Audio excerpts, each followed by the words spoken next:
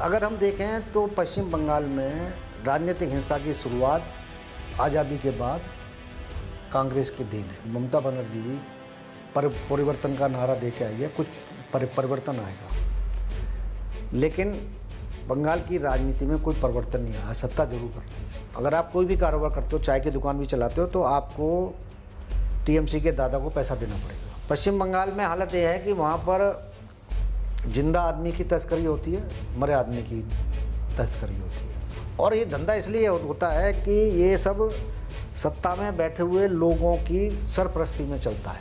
वहाँ पर अगर आप पिछले 2 साल में देखें तो बड़ी संख्या में बच्चे बॉल से खेलते हैं तो फट जाती है, बम होता है। और बंगाल जो है वो बिहार में बने हथियारों की सबसे बड़ी मंडी है। जो मुख्यमंत्री जय श्री राम का नारा सुन के अपनी गाड़ी से उतर आए और लोगों को पीछे भागे पकड़ने के लिए, वो क्या रामनवमी का उत्सव बड़े आराम से बनने देगी? नहीं बनने देगी। अब बंगाल में गांवों की ये हालत है कि वहाँ पर मुस्लिमों के डर से हजारों गांव गायब, हिंदू विहीन हो गए। हिंदू नहीं है कोई गांव में। जहाँ जहाँ वोटिंग होती है वहाँ पे बमबारी शुरू हो जाती है, गोलीबारी शुरू हो जाती है, मारकाट शुरू हो जाती है, तो कोई अपने घर से नहीं निकलता वोट देने। टूरिज्म के नाम पर बड़ी संख्या में बांग्लादेश से महिलाएं प्रसव कराने के लिए पश्चिम बंगाल में आती हैं, बच्चे को जन्म देती हैं, बच्चे का नाम दर्ज हो जाता है और वो भारत का नागरिक बन गया।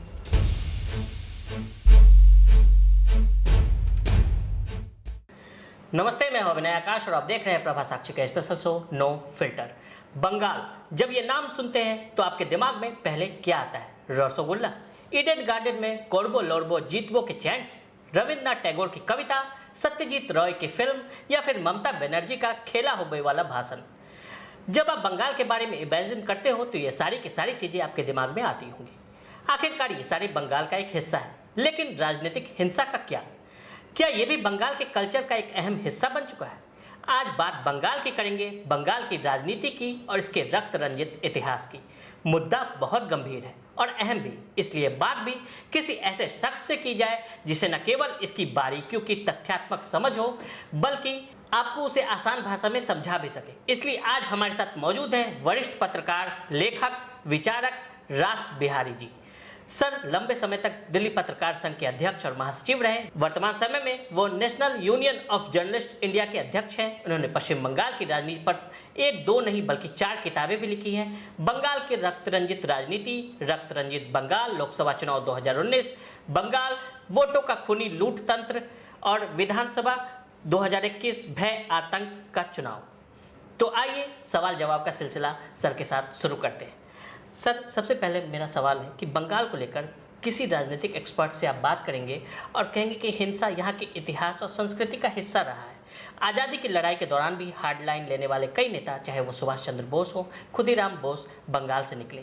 अंग्रेजों ने राजधानी कलकत्ता से दिल्ली शिफ्ट किया तो लॉजिक दिया कि बंगाल में टेररिस्ट मूवमेंट बढ़ रहा है।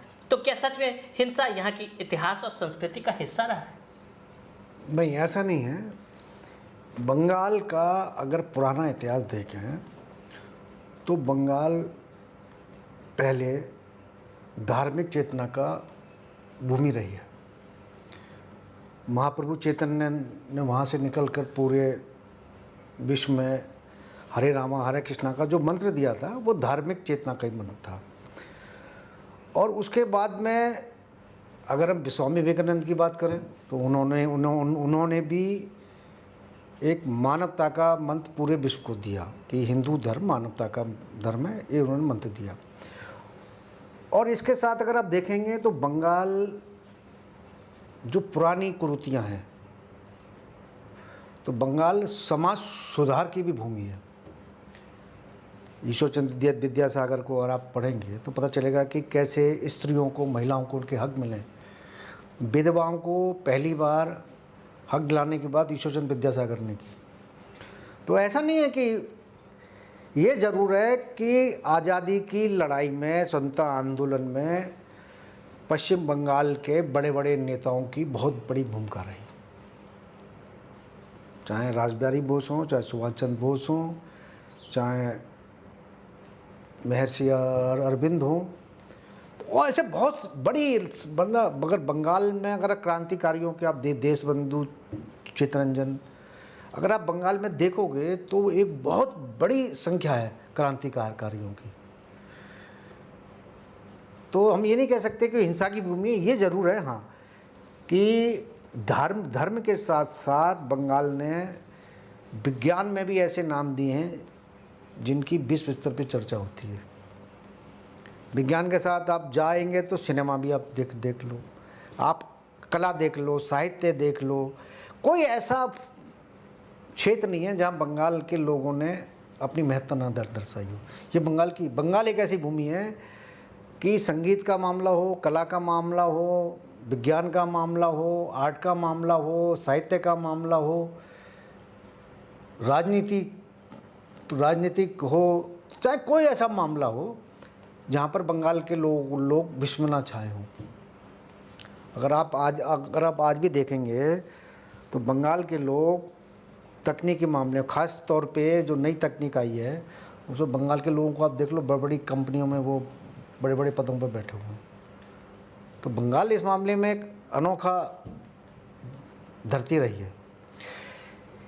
दरअसल आप ये अगर हम राजनीतिक हिंसा की बात कर रहे हैं तो राजनीतिक हिंसा ठीक है, पहले भी हुई है, लेकिन वो देश को आज़ाद कराने के लिए थी, अंग्रेज़ों को भारत से वो खदेड़ने के लिए थी, है ना। अंग्रेज़ दिल्ली लेके आए क्योंकि दिल्ली से पूरे देश को चलाना उनको आसान लग रहा था कि हम दिल्ली से ज़्यादा सही तरीके कंट्रोल कर पाएंगे, कलकत्ता से नहीं कर पाएंगे, इसलिए दिल्ली लेके आए। लेकिन दिल्ली लाने के बाद बंगाल के लोगों ने आज़ादी की लड़ाई को और तेज किया, दिल्ली में भी आके सक्रिय रहे। लेकिन अगर हम राजनीतिक हिंसा की बात करें तो राजनीतिक हिंसा का अगर इतिहास देखेंगे आप बंगाल में तो सन 1959 से शुरुआत होती है, जब पश्चिम बंगाल में कांग्रेस की सरकार थी। उस समय पहला आंदोलन हुआ था क्योंकि महंगाई बहुत बढ़ गई थी, अकाल पड़ा हुआ था, खाद्यान्न का संकट था और उस समय पुलिस की गोलीबारी से बड़ी संख्या में किसान मारे गए थे। लेकिन वो आंदोलन दबा दिया गया। और उससे पहले अगर आप देखेंगे आज़ादी से पहले तो तेभागा आंदोलन हुआ था बंगाल में, जिसमें भूमि सुधार को लेकर और जो किसानों की मांगे थी उसको लेकर हुआ था, बड़ा आंदोलन था वो भी। लेकिन 1959 वाला जो आंदोलन था ये बहुत बड़ा आंदोलन था, लेकिन इसको दबा दिया गया। उसके बाद में जब विधान चंद्र राय नहीं रहे तो नए जब मुख्यमंत्री आए तो वो इसको संभाल नहीं पाए और 1966 में एक नई राजनीतिक हिंसा पनपने लगी। उसकी वजह ये थी कि चावल बहुत महंगा हो गया था, आलू के दाम बहुत महंगे हो गए थे। कहते हैं, जो मैंने पढ़ा, जब मैं अपनी पुस्तक लिख रहा था, जब मैंने पढ़ा उस समय कि अखबारों में बताया गया है कि चावल का दाम उस समय 5 रुपये किलो हो गया था और सरकार में बैठे लोग जनता से कहते थे आप चावल मत खाओ, केले खाओ। तो इस कारण नाराज़गी बहुत तेज़ी से पनपी और उसी के दौरान अगर आप देखेंगे तो 1967 में नक्सली आंदोलन शुरू हुआ। नक्सलबाड़ी से एक जमींदार जो नक्सलबाड़ी गांव में था, क्योंकि इसमें ये भी माना जाता है कि इसमें चीन की भूमिका भी रही। पहले रूस की भूमिका थी, बाद में चीन की भी भूमिका रही। तो नक्सलबाड़ी में जब आंदोलन हुआ तो एक जमींदार को मार दिया गया। उसके बाद में पुलिस ने जो वहाँ पर अत्याचार किए कि किसानों पे, उसके कारण ये आंदोलन बड़ी तेज़ी से फैला। और उस समय पश्चिम बंगाल की जो सरकार थी, कांग्रेस सरकार गिर गई, फिर मिलीजुली सरकार बनी, फिर सरकार गिर गई, मतलब 3 बार वहाँ राष्ट्रपति शासन लगा। और तब तक नक्सलियों का बंगाल में प्रभाव बढ़ने लगा था। मतलब नक्सली मतलब वो थे, क्योंकि पहले भारतीय कम्युनिस्ट पार्टी का बंटवारा हुआ, मार्क्सवादी कम्युनिस्ट पार्टी बनी। मार्क्सवादी कम्युनिस्ट पार्टी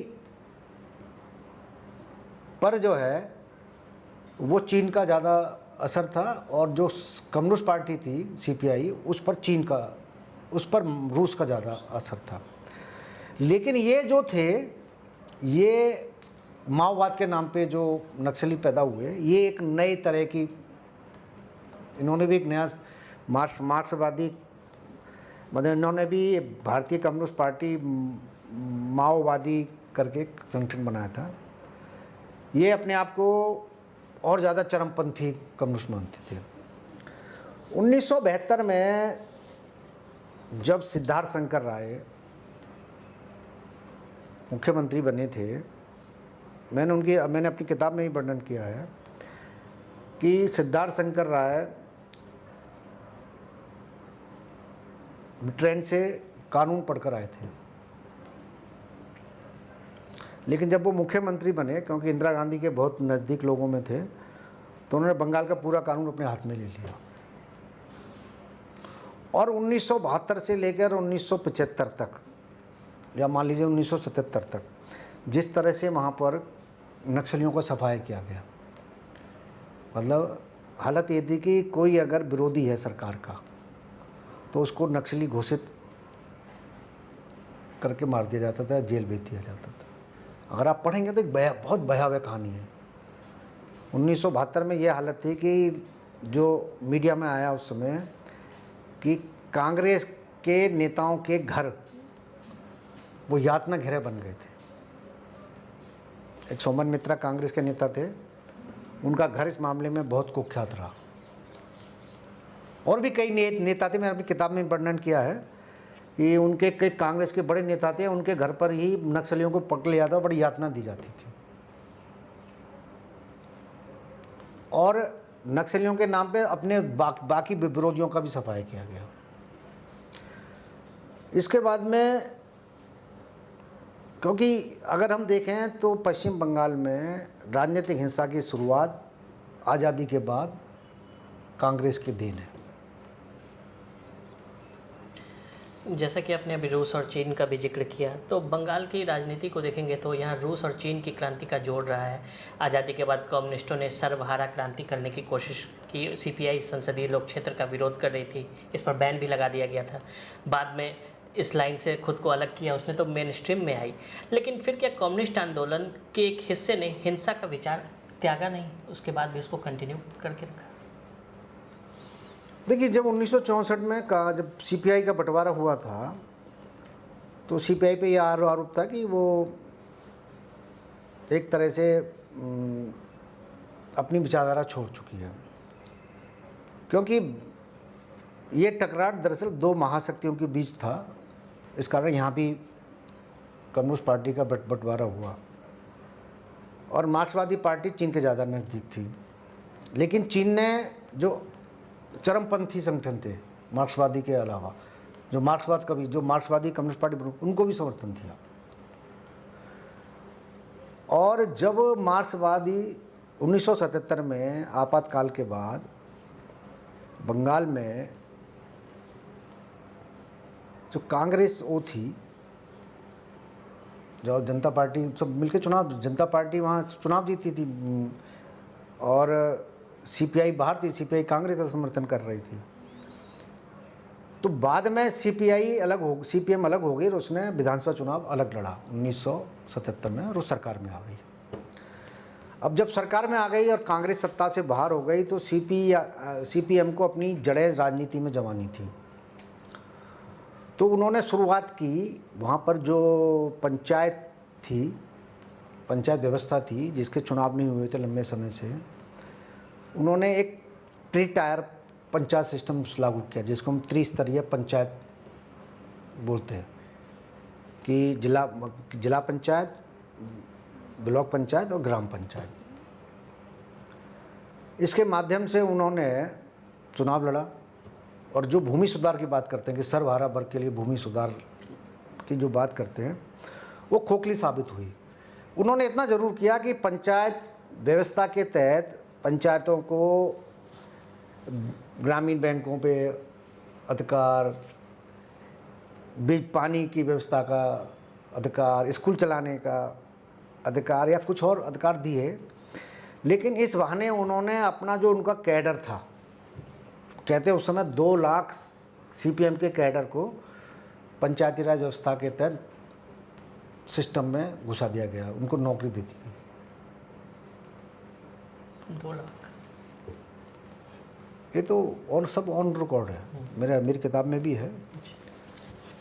और उसके बाद जो है, जो पहला पंचायत चुनाव था उसमें तो खैर इतना खून खराबा नहीं हुआ, लेकिन उसके बाद जितने भी पंचायत चुनाव हुए 1978 के बाद 1983 का पंचायत, 1983 के बाद 1988 का पंचायत, फिर 1993 का पंचायत, फिर 1993 के बाद में फिर 1998 का पंचायत चुनाव, इसमें हिंसा बड़े पैमाने पर हुई। लेकिन 2003 के बाद 2003 का पंचायत चुनाव और 2008 का पंचायत चुनाव, ये कम्युनिस्टों के राज में हुआ। बहुत बड़े पैमाने पे इसमें राजनीतिक हत्याएं हुई, क्योंकि टीएमसी भी 1998 में स्थापित हुई थी, वो भी एक बड़ी भूमिका में आ गई। क्योंकि तो टीएमसी भी इसलिए बनी कि कांग्रेसी जो वाम मोर्चा की सरकार थी उसका मुकाबला नहीं कर पा रहे थे उस तरह से, क्योंकि सेंटर की अपनी मजबूरी थी। सेंटर की जो सरकार चल रही थी वो मार्क्सवाद मतलब कम्युनिस्टों के समर्थन से चल रही थी, तो वो इस कारण वो चुप रहते थे। और ममता बनर्जी ने उनसे टक्कर ली, कम्युनिस्टों से बहुत ज़बरदस्त लड़ाई ली। फिर उन्होंने अपनी अलग पार्टी बनाई। अलग पार्टी बनाने के लिए उन्होंने बीजेपी का भी सहारा लिया, क्योंकि 1998 में जब भारतीय जनता पार्टी सरकार बनी तो उन्होंने फ़ायदा लिया उसका। लेकिन अगर आप देखेंगे तो मतलब इंदिरा गांधी ने भी और राजीव गांधी के समय में भी वहाँ पर कांग्रेसियों ने राष्ट्रीय शासन लगाने की मांग की थी, कई बार की थी। राजीव गांधी के समय तो और ज़्यादा हो गई थी, क्योंकि इंदिरा गांधी की हत्या 1984 में हो गई थी। जब राजीव गांधी प्रधानमंत्री बने तो वहाँ भी लगातार खून खराबे हुए, हर चुनाव में खून खराबा हुआ, लोकसभा का चुनाव हो, विधानसभा का चुनाव हो, और पंचायत चुनाव तो जान ही जाते थे हिंसा के लिए। लेकिन 2003 में और 2008 के चुनाव में तो रिकॉर्ड मतलब बहुत खतरनाक थी। उसके बाद जब ममता बनर्जी सत्ता में आई 2011 में, तो ये माना चाहता कि ममता बनर्जी परिवर्तन का नारा दे के आई है, कुछ परिवर्तन आएगा। लेकिन बंगाल की राजनीति में कोई परिवर्तन नहीं आया, सत्ता जरूर बदली, हिंसा और ज़्यादा बढ़ने लगी। चाहे हम 2011 का विधानसभा चुनाव देखें, बहुत हिंसा हुई। और 2011 में सत्ता के में आने के बाद ममता बनर्जी ने जिस तरह से वामपंथी कैडर का सफाया किया, उनके दफ्तर जला दिए गए, महिलाओं के साथ बलात्कार हुए, ये सब तो कम्युनिस्ट पार्टी ने भी आरोप लगाए हैं। कम्युनिस्ट पार्टी की तरफ से 2015 में एक बुकलेट निकाली गई थी, उसमें इस तरह के आरोप लगाए गए थे। लेकिन 2019 में भारतीय जनता पार्टी लोकसभा चुनाव में जब 18 सीट जीत गई, तो हिंसा की जो धुरी थी वो भारतीय जनता पार्टी हो गई। फिर अगर आप सब मिलाकर देखें तो कम से कम 300 भारतीय जनता पार्टी कार्यकर्ता मारे गए हैं अब तक, ज़्यादा भी हो सकते हैं, मेरे पास 300 का ही रिकॉर्ड है, ज़्यादा भी हो सकते हैं। देखिए, इसमें एक बात और है गौर करने वाली, कि जब वामपंथी सत्ता में थे तो 77 में सीपीएम साथ नहीं आई थी। सीपीएम 1982 में वाम मोर्चा में शामिल हुई थी, आरएसपी थी और फॉरवर्ड ब्लॉक थी। Forward block RSP, forward block सबसे कमज़ोर, मतलब चौथे नंबर पे थी, लेकिन आरएसपी तो कम मार्क्सवादी कम्युनिस्ट पार्टी के लोग जब चुनाव होते थे, खासतौर पर पंचायत चुनाव में, तो इनको भी नहीं बख्शते थे। विरोध वो फिर वो सीपीएम के लोग, सीपीआई के लोगों को, फॉरवर्ड ब्लॉक के लोगों को और आरएसपी के लोगों को भी अपनी दुश्मनों में शामिल कर लेते थे। बहुत खून खराबा हुआ उनका भी। ये हालत हो गई थी बम मोर्चा छोड़ देंगे, लेकिन कुछ सीनियर नेताओं के कारण ऐसा नहीं हुआ। तो आपने जैसा भी जिक्र भी किया, मेरा भी सवाल इसी से रिलेटेड ही है कुछ, कि सिद्धार्थ शंकर रे के दौरान आतंक का राज बताया गया था मुखपत्र में अपने सीपीएम ने। तो क्या राज्य में हमेशा हिंसा का उपयोग विपक्ष की राजनीति को नियंत्रण करने के लिए ही किया जाता रहा है? देखिए, जब कांग्रेस सत्ता में थी तो कांग्रेस ने भी अपने विरोधियों का सफाया किया, और 1972 में जब सिद्धार्थ शंकर राय मुख्यमंत्री बनते हैं, तो उसके बाद तो नक्सल आंदोलन बड़े चरम पे पहुंच रहा था। पूरे बंगाल में स्कूल कॉलेज हिंसा के अड्डे बन गए थे। हर कॉलेज में बम चलते थे, स्कूलों में नारेबाजी होती थी, बम चलते थे, बच्चे हथियार लेकर सड़कों पर प्रदर्शन करते थे। ये हालत हो गई। तो उस मूवमेंट को कुचलने के लिए, क्योंकि मूवमेंट बड़ा हिंसक होता जा रहा था, तो पुलिस नहीं बल्कि सिद्धार्थ शंकर राय ने मुख्यमंत्री के बनने के बाद युवा कांग्रेस के कैडर को पश्चिम बंगाल की पुलिस में भर्ती करा दिया। 20,000 लोग उसमें भर्ती किए गए थे। एक बड़ी बात थी कि उन्होंने पुलिस का ही राजनीतिकरण कर दिया, और तब से लेकर अब तक ये पुलिस का राजनीतिकरण लगातार जा रही है। पहले कांग्रेस ने किया, फिर वामपंथियों ने किया, अब ममता बनर्जी के आदमी पुलिस में भर्ती होते हैं। तो ये जो चक्र है चलता आ रहा है, और इसमें ये बात ठीक है कि मैं जैसे पहले कहा, कांग्रेस ने पश्चिम बंगाल में हिंसा की राजनीति शुरू की, और आज कांग्रेस क्योंकि कम्युनिस्टों का सामना नहीं कर पाई, कम्युनिस्टों का सामना करने के लिए ममता बनर्जी आगे आना पड़ा, तो कांग्रेस आज पश्चिम बंगाल की राजनीति में लगभग हाशिए पर है। वामपंथी तो है ही हाशिए पे। मतलब उन 2021 विधानसभा चुनाव में कांग्रेस कोई सीट नहीं जीती, वाम मोर्चा कोई सीट नहीं जीता। अब कांग्रेस ने पिछली बार एक बाई इलेक्शन में एक सीट जीती, लेकिन वो भी टीएमसी में शामिल हो गया जीतने के बाद। जो भी सत्ता में आया उसने अपने फ़ायदे के लिए पुलिस का और प्रशासन का सहारा लेके हिंसा को बढ़ावा दिया और सत्ता में बने रहने की पूरी कोशिश की।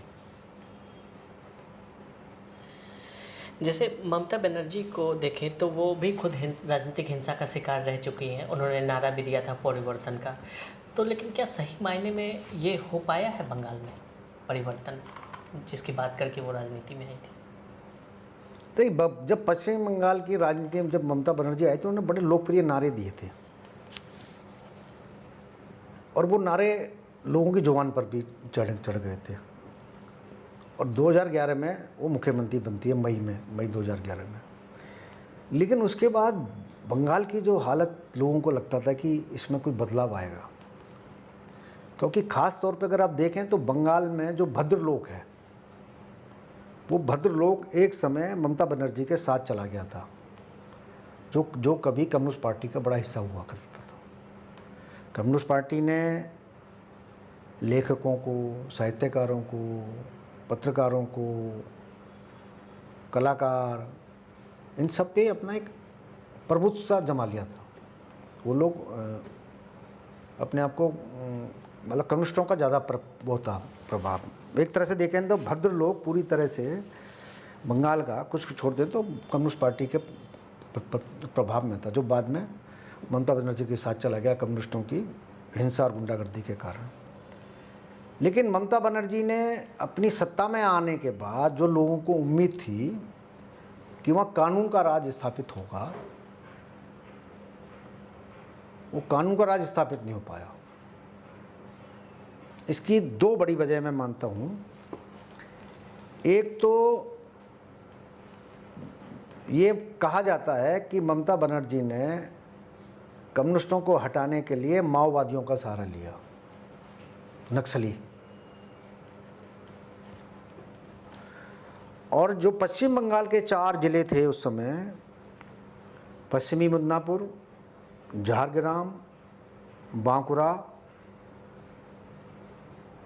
और एक जिला और था पुरुलिया, ये 4 जिले ऐसे थे जहाँ पर नक्सलियों का कब्जा हो गया था, एक तरह से जंगल महल इलाका इसको बोलते हैं। और नंदीग्राम की लड़ाई में तो नक्सली इतने हावी हो गए थे कि 2008 में जब नंदीग्राम के सोनाचूरा गांव में 14 लोग मारे गए थे मार्च में, उस समय ये कहते हैं कि जो 3000 सीपीएम का कैडर था वो अपने हथियार छोड़कर भाग गया। यानी कि जिस पार्टी की सरकार थी, जिस पार्टी के पास में हरमत वाहिनी, मतलब एक तरह से हथियार बंद कैडर था सीपीएम के पास में, हजारों लोगों का, वो टक्कर भी लेते नक्सलियों से, कई बार उनकी मुठभेड़ भी होती थी। लेकिन नक्सली इतने हावी हो गए थे 2000 नंदीग्राम में कि 3000 सीपीएम का कैडर पुलिस की मौजूदगी के बावजूद दूसरी जगह भागना पड़ा। और उनके हथियार पानी जो तालाब थे उनसे बरामद किए गए, बड़े पैमाने पर हथियार बरामद किए गए उनके। लेकिन मतलब आप समझ सकते हैं कि 2008 में नक्सलियों ने किस तरह से ममता बनर्जी का फ़ायदा पहुंचाने के लिए उनका साथ दिया, जिस कारण एक तरह से सीपीएम का कैडर बिखरने लगा था, टूटने लगा था और वो पलायन को मजबूर हो गए थे। तो ये ताकत थी वहाँ पर नक्सलियों की। लेकिन 2011 में सत्ता में आने के बाद सारे नक्सली कहाँ गायब हो गए? कुछ को माफ़ी दे दी गई, क्योंकि केंद्र सरकार का भी एक कानून था जिसके तहत उन्हें सार्वजनिक तौर पे माफ़ी और कुछ साल की सज़ा के बाद उनको आर्थिक स्थिति और परिवार पालने के लिए खर्चा देने की बात थी। लेकिन बहुत बड़ी संख्या में, अगर जो रिकॉर्ड देखेंगे आप, तो कुछ लोग ही समर्पण कर आए, बाकी लोग कहाँ गए? बहुत बड़ा सवाल था ये, क्योंकि वो लोग भी सब राजनीति में समा गए। और दूसरा था कि जो लूटपाट मचाया करते थे सीपीएम में, वो भी सब टीएमसी में शामिल हो गए। अब टीएमसी में सत्ता में आने के बाद में ये भी लड़ाई शुरू हो गई कि माफिया पर कौन कब्जा होगा। अब किस तरह का माफिया होता है वहाँ? अलग अलग इलाके में हर तरह का माफिया है। अगर आप इधर जाएंगे, दुर्गापुर, आसनसोल, रानीगंज, बीरभूम, शिवड़ी, जहाँ पर शांति निकेतन विश्वविद्यालय है, वहाँ पर बालू रेत का माफिया, रानीगंज इलाके में कोयला माफिया। और क्योंकि पश्चिम बंगाल में जहाँ फैक्ट्री हैं, वहाँ भी वर्कर जो है वो मजदूरों की यूनियन बनी हुई हैं, उनके माध्यम से ठेका वर्कर वहाँ रखे जाते हैं। फिर हर जगह पर अगर आप कोई भी कारोबार करते हो, चाय की दुकान भी चलाते हो, तो आपको टीएमसी के दादा को पैसा देना पड़ेगा। आप दुकान चलाते हो तब आपको पैसा देना पड़ेगा, आप होटल चलाते हो तो आपको पैसा देना पड़ेगा, और अगर आप मकान बनाएंगे तो भी आपको पैसा देना पड़ेगा।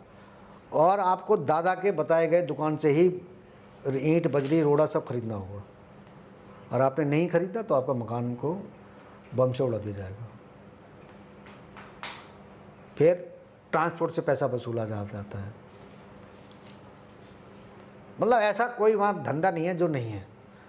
पश्चिम बंगाल में हालत यह है कि वहाँ पर जिंदा आदमी की तस्करी होती है, मरे आदमी की तस्करी होती है।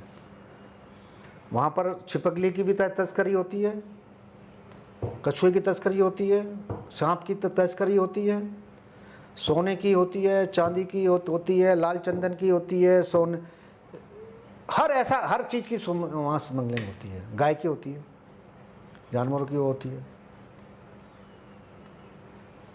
और सबसे ज़्यादा वहाँ पर स्मगलिंग होती है मादक पदार्थों की।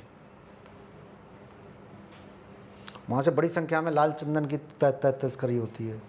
बड़े मात्रा में वहाँ पर विषैले नागों के विष की तस्करी होती है। ऐसा कोई धंधा नहीं है जो वहाँ बंगाल में ना होता हो। और ये धंधा इसलिए होता है कि ये सब सत्ता में बैठे हुए लोगों की सरपरस्ती में चलता है। अब सरपरस्ती में चलता है और राजनीति करनी है आपको, और हिंसा की राजनीति करनी है आपको, तंत्र भी चाहिए। जब आपको तंत्र चाहिए ऐसा कि तो उसके लिए हथियार चाहिए। बम तो वहाँ पर घरेलू उद्योग है। वहाँ पर अगर आप पिछले 2 साल में देखें तो बड़ी संख्या में बच्चे बॉल से खेलते हैं तो वो फट जाती, कोई बम होता है वो। बड़ी संख्या में बच्चे घायल हुए हैं। और सबसे ज़्यादा जो जहाँ पर बारूद में विस्फोट होता है, सबसे ज़्यादा बंगाल में लोग मारे जाते हैं।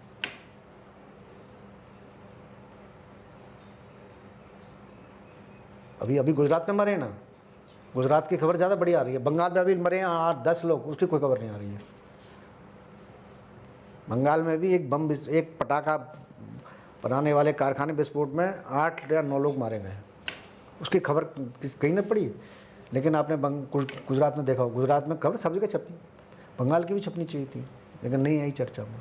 ज़्यादा चर्चा में नहीं है। इसका एक रीज़न ये भी रहा है सर कि बंगाल में अगर देखेंगे तो आए दिन मतलब ऐसा कोई दिन नहीं बीतता होगा जबकि किसी बम या इस तरह की खबर। और बंगाल जो है वो बिहार में बने हथियारों की सबसे बड़ी मंडी है। बिहार में हथियार बनते हैं लेकिन बिकते बंगाल में हैं।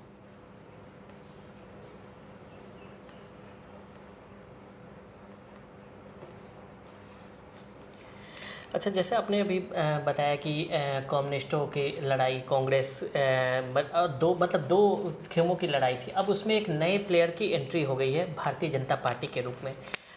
हिंसा पॉलिटिक्स को लेकर अभी तक होती आई थी।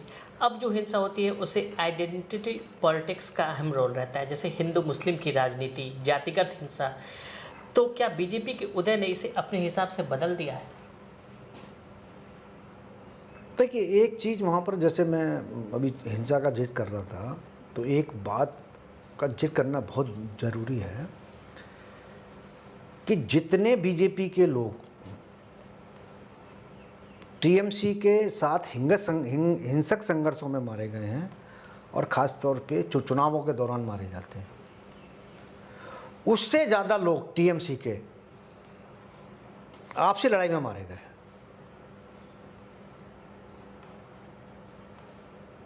क्योंकि वो वहाँ पर जो मैंने कहा ना माफिया चलाने का, वहाँ पर सिंडिकेट चलाने की लड़ाई है, जो वहाँ पर पैसा उगाई की लड़ाई है, जो वहाँ रंगदारी वसूलने की लड़ाई है, उसमें आपस में टकराव होता है, टीएमसी के गुटकुटम होता है और उसमें लोग मारे जाते हैं।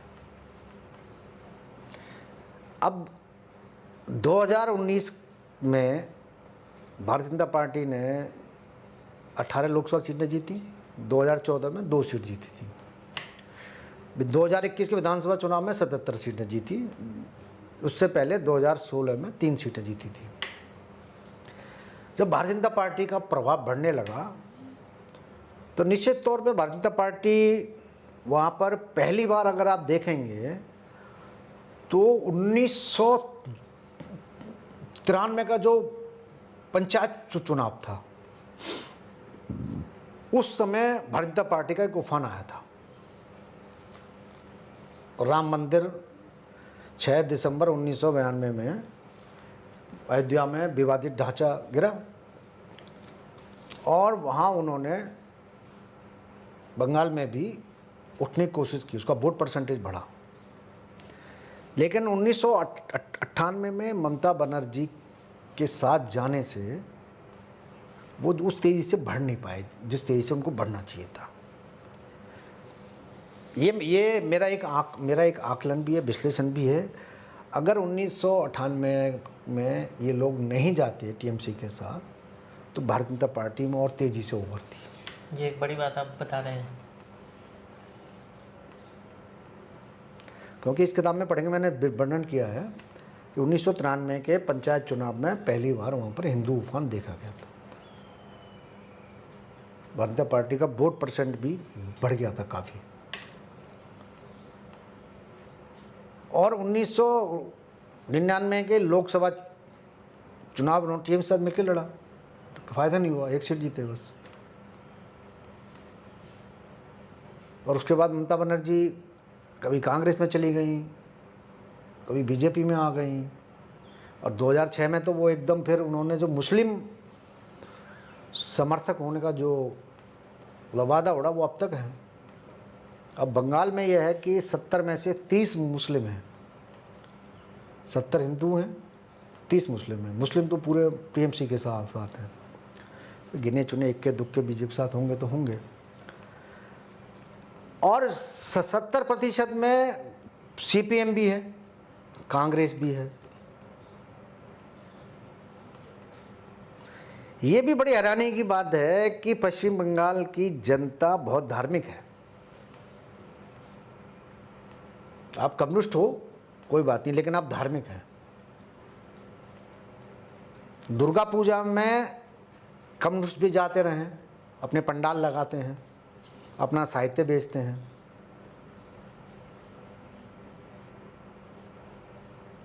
लेकिन हिंदू उबार की जो राजनीति है, अब आज जैसे मैं देख रहा था कि सबसे ज़्यादा पश्चिम बंगाल में रामनवमी के उत्सव को लेकर बवाल मचा हुआ है जी। जैसे रामनवमी बनेगी वहाँ पर तो पता नहीं क्या आफत आएगी। अच्छा, एक बात सोचिए, जो मुख्यमंत्री जय श्री राम के नारे पे चिढ़ती हो, उसको अल्लाह हो अकबर कहने में कोई गुरेज नहीं है, उसको नमाज पढ़ने में कोई गुरेज नहीं है, इफ्तार पार्टी आयोजित करने में कोई दिक्कत नहीं है। और हैरानी की बात है, वो काली घाट मंदिर जो कलकत्ता का बड़ा धार्मिक स्थल है उसके बगल में ही रहती हैं, बचपन वहीं उनका बीता है। लेकिन जय श्री राम का नारा जो मुख्यमंत्री जय श्री राम का नारा सुन के अपनी गाड़ी से उतर आए और लोगों को पीछे भागे पकड़ने के लिए, वो क्या रामनवमी का उत्सव बड़े आराम से बनने देगी? नहीं बनने देगी। उसको लगता है ममता बनर्जी कितनी भी चंडी पाठ कर ले, देखा नहीं, चंडी पाठ भी किया उन्होंने लोकसभा चुनाव में, जगह जगह मंदिरों में भी जाती, पूजा की। लेकिन हिंदू जो हैं वो ये मान चुके हैं कि ममता बनर्जी हिंदू विरोधी है, मुस्लिमों के लिए कुछ भी कर सकती है, और किया भी है। दूसरा, जिस तरह से वहाँ घोटाले सामने हुए, चाहे चिट फंड घोटाले हों, शारदा घोटाला, रोजबेली घोटाला, अब आप देखेंगे तो नियुक्ति घोटाला जिसमें 18,000 कितने शिक्षकों की नौकरी गई है जी। ये सुप्रीम कोर्ट ने भी अभी कल ही फैसला दिया है। और नगर पालिका में भी घोटाला हुआ है, नगर पालिका में नियुक्ति में घोटाला हुआ है, बहुत सारे ऐसे वो घोटाले हैं वहाँ पर। और ज़्यादातर नेता वहाँ जो सीमावर्ती क्षेत्र है बंगाल का, ज़्यादातर टीएमसी के नेता, ये कोई मेरा आरोप नहीं है, ये आरोप तो पॉलिटिकल पार्टीज का है कि टीएमसी के बड़े नेता भी स्मगलिंग में लिप्त है। और इसी कारण आप देखोगे तो जानवरों की तस्करी में जो एक बाहुबली नेता था टीएमसी का, वीरभूम जिला अध्यक्ष, वो जेल में रहा, अब जमानत पे बाहर है, ईडी और सीबीआई की गिरफ्त में था। तो ऐसे बहुत सारे नेता हैं जो धीरे धीरे आएंगे।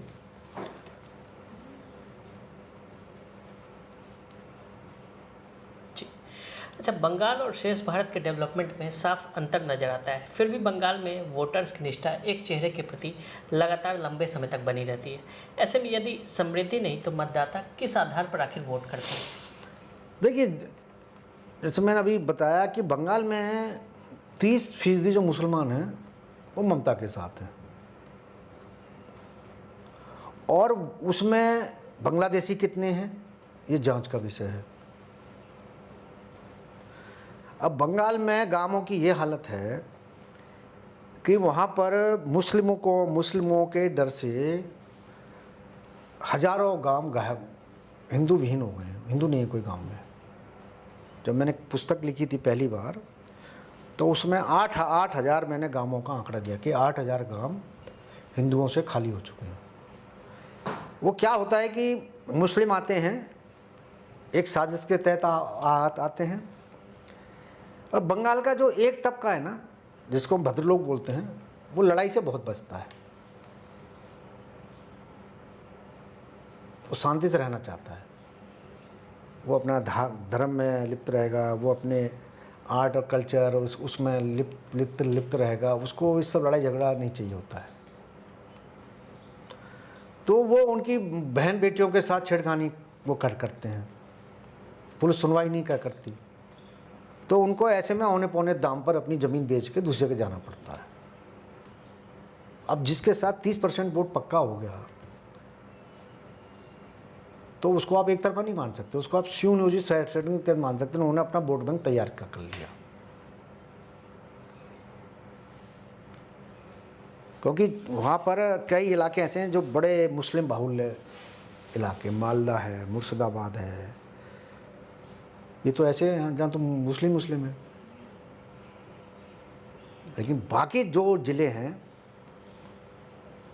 वो अगर उत्तर बंगाल में मुस्लिम कम है तो वहाँ भारतीय जनता पार्टी जीत के आई, लेकिन मध्य बंगाल और दक्षिण बंगाल में तो जहाँ मुस्लिम ज़्यादा हैं वहाँ टीएमसी है। और मुस्लिम जो है वो आर्थिक रूप से भी बड़े संपन्न हैं। अभी संदेश खाली का शाहजहाँ पिछले कई साल से चर्चा में है, हजारों करोड़ का मालिक है वो, कभी मजदूर था, आज 1000 करोड़ का मालिक है। क्योंकि सारे बिजनेस पे जो गैर कानूनी धंधे हैं सब पर एक वर्ग हावी हो गया है और खूब पैसा आ रहा है उसके पास में।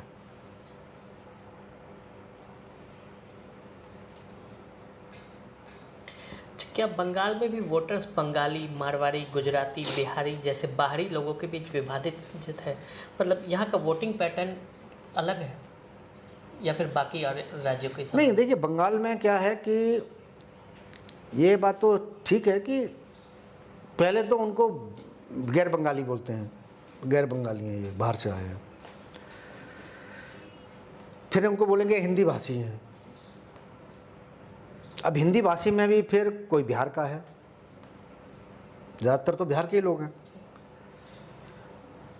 जो बड़ी संख्या में लोग हैं बिहार के लोग हैं, जो वहाँ मजदूरी करने गए, जो छोटे छोटे काम धंधों में हैं। अब कुछ लोग हैं, ठीक है, अब कुछ लोगों ने वहाँ रह के अपना इज्जत कमाई है, पैसा कमाया है, प्रतिष्ठा पाई है, लेकिन जो बिजनेस में थे वो तो मारवाड़ी थे। तो जो मारवाड़ी हैं वो कम संख्या में हैं, लेकिन आर्थिक रूप से बहुत संपन्न हैं। वो अपने कल्चर को पालन करते हैं, वो अपने धार्मिक कथाओं का आयोजन करते हैं, गौपालन की बात करते हैं, मंदिरों में भी वो आर्थिक सहायता देते हैं। बिहारी भी वहाँ पर छठ मनाते हैं, खूब जोरदार ढंग से छठ मनती है। लेकिन होता क्या है कि जब चुनाव आता है, वो लोग कितने भी सरकार के खिलाफ हो जाएं, लेकिन वो वोट नहीं डाल पाते अपनी। चुनाव से एक दिन पहले वहां पर आपको लगेगा कि माहौल बहुत सत्तारूढ़ दल के खिलाफ है, लेकिन रातों रात वहां पर जब बमबारी होती है, जहाँ जहाँ वोटिंग होती है वहाँ पे बमबारी शुरू हो जाती है, गोलीबारी शुरू हो जाती है, मारकाट शुरू हो जाती है, तो कोई अपने घर से नहीं निकलता वोट देने। और 80% वोटिंग हो जाती है।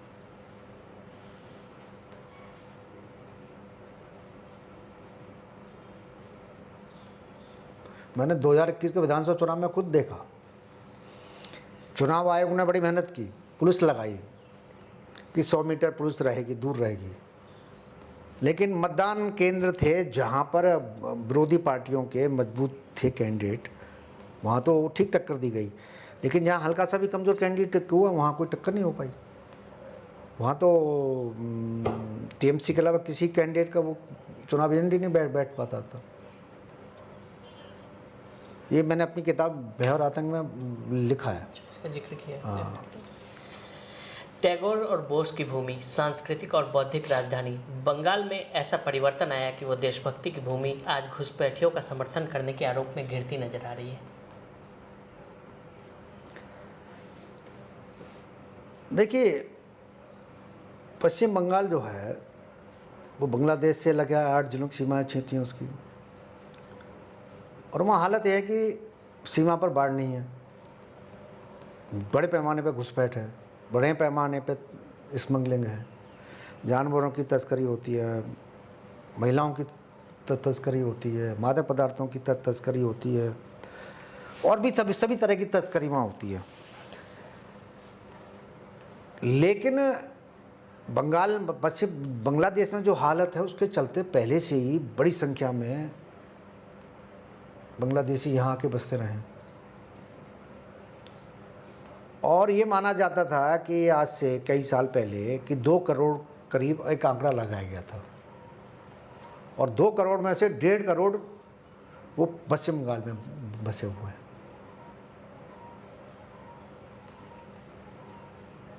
तो वहाँ पर विदेशी घुसपैठ और ख़ास तौर पे बांग्लादेशी घुसपैठ एक बड़ा मुद्दा बनना चाहिए था, क्योंकि भाषा के कारण, संस्कृति के कारण, पहनावे के कारण वो पकड़ में नहीं आते। वहाँ पर बांग्लादेशी मुसलमान भी ऐसे रहते हैं, पश्चिम बंगाल के मुसलमान भी ऐसे रहते हैं, आप पहचान ही नहीं सकते उनको। फिर वहाँ पर एक और वो है कि मेडिकल टूरिज्म के नाम पर बड़ी संख्या में बांग्लादेश से महिलाएं प्रसव कराने के लिए पश्चिम बंगाल में आती हैं, बच्चे को जन्म देती हैं, बच्चे का नाम दर्ज हो जाता है और वो भारत का नागरिक बन गया।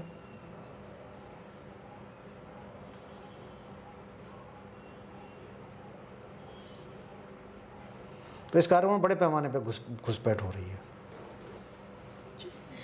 पत्रकारिता में आपका 4 दशक से भी लंबा कैरियर रहा है। आपने विभिन्न राज्यों में कई सारी स्टोरीज कवर की भी होंगी। बंगाल में आपके द्वारा कवर की गई सबसे दिलचस्प स्टोरी कौन सी रही है और उससे आपको ने क्या सीखा? देखिए, बंगाल पे मैंने सोचा था बंगाल पे वो लिखूँगा, तो तब मेरे जहन में कई चीज़ें थी कि एक पत्रकार के तौर पे मुझे कुछ ऐसी चीज़ें लिखनी चाहिए जो स्थायी तौर पे रहें। तो उस समय मुझे कई सुझाव दिए गए, आप ये किताब इस पे लिखो, किताब इस पे लिखो, किताब इस पे लिखो। मेरे कई परिचित थे जो कई विश्वविद्यालयों में या कॉलेजों में पत्रकारिता पढ़ाते हैं कि आप पत्रकारिता पे किताब लिखो। मैंने सोचा भी था पत्रकारिता पे किताब लिखूँगा, तैयारी भी की थी, लेकिन मैं देखता था जिस तरह से पत्रकारिता पे किताबें वो पहले से बहुत किताब हैं, और एक बनाया रूटीन के तहत किताबें होती हैं। तो उस समय मैं एक बार बंगाल गया था, तो मैंने बंगाल में देखा कि जिस तरह से वहाँ पर पुलिस काम करती है, माफिया काम करता है, जिस तरह से वसूली की जाती है, तो मैंने बंगाल के बारे में, मेरा विषय पहले था कि मैं बंगाल के बारे में लिखूं कि बंगाल, जैसे अभी आपने जिक्र किया रविंद्रनाथ टैगोर का, कि गुरुदेव की धरती, चैतन्य महाप्रभु की धरती, विवेकानंद की धरती, जगदीश चंद्र बसु की धरती, सुभाष चंद्र बोस की धरती, अरविंदो घोष की धरती, महर्षि अरविंद की, वहाँ क्या हालत है? बंगाल आज कहाँ खड़ा है? बंगाल की अगर आज गिनती होती है तो देश में सिर्फ राजनीतिक हिंसा के कारण होती है, ये आज जो लगातार घोटाले हैं उनके कारण होती है। बंगाल की चर्चा रवींद्र संगीत के कारण तो नहीं होती। बंगाल की चर्चा आज दुर्गा पूजा ना हो इसके लिए होती है। सरस्वती पूजा सरस्वती पूजाओं पर रोक लगा दी इस कारण होती है। रामनवमी जुलूस ना निकले इसलिए होती है, हाई कोर्ट से परमिशन लाना है ना। हनुमान जन्मोत्सव ना बने इसके लिए होती है। जहाँ पहले होती थी भाई दुर्गा पूजा बड़े जोर शोर से मननी है, लोग बंगाल को देख के बंगाल की तर्ज पर जगह जगह दुर्गा पूजाओं का आयोजन किए करते हैं लोग। तो मैंने उस वक्त एक 25 चैप्टर बनाए थे मैंने, उसमें राजनीतिक हिंसा ही मेरा एक चैप्टर था। बंगाल की पृष्ठभूमि, बंगाल में धार्मिक आंदोलन, बंगाल में क्रांति का आज़ादी का संघर्ष, बंगाल में साहित्य, बंगाल में कला, बंगाल का संगीत, इस तरह मैंने 64 वो बनाए थे। लेकिन जब मैं काम करने लगा तो मुझे लगा कि ये छोटा सब्जेक्ट है, पहले मैं इस चैप्टर को पूरा कर लेता हूँ, राजनीतिक हिंसा को। जब मैं राजनीतिक हिंसा पे काम करने लगा तो मुझे ये सब्जेक्ट बहुत विशाल होता चला गया। 1960 से हिंसा लेकर और मैंने 2019 तक, ये मेरी पुस्तक 2021 में आई थी, तीनों एक साथ आई थी। मतलब एक छोटा सा जो चैप्टर आपने सोचा था कि वो आपके किताब में रहेगा, वो 3 किताब के रूप में आप देख सकते हैं कि वो मतलब उसको व्याख्यात करने के लिए आपको 3 किताबें भी कम पड़ गई और चौथी आपने अभी लिखी भी है। और अभी मेरे पास 4 किताब का और मेरा मैटर तैयार हो चुका है। और इसमें देखिए अभी इसमें जैसे ये पुस्तक है, ये सिर्फ पंचायत वो चुनावों के ऊपर है। जो वहाँ के 8 पंचायत चुनाव हुए थे 2018 तक का, वो इसमें है। अभी मैंने 2023 के पंचायत चुनाव पे नहीं लिखा है, अभी मैंने 2024 के लोकसभा चुनाव पे भी नहीं लिखा है, अभी मैं उस पर लिखने वाला हूँ। दूसरा, मैं अभी एक रिसर्च कर रहा था कि 2001 से लेकर 2011 तक जो 10 साल वहाँ पे माओवादी मूवमेंट रहा, जिसका फ़ायदा ममता बनर्जी को मिला, उसको लेकर कि किस तरह से माओवाद दोबारा से पनपा। क्योंकि माओवाद वहाँ पर 2 हिस्से हैं। एक हिस्सा है 1967 से लेकर और 1972 या आप कहिए मार्क्सवादी की सरकार बनने तक। उसके बाद फिर वो आंदोलन बहुत धीमा हो गया था, उसके अलावा बाकी देश में फैल गया था, लेकिन बंगाल में कम हो गया था। लेकिन बंगाल में दोबारा शुरू हुआ 2001 में,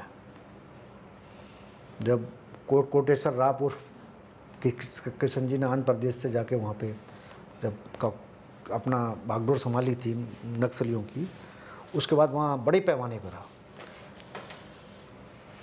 और ऐसे कई सबूत मिलते हैं कि ममता बनर्जी ने खुद माओवादी से मदद मांगी थी कि हमको आप मदद करो। ये किस दौर की बात है? ये 2001 से लेकर 2011 तक की बात है।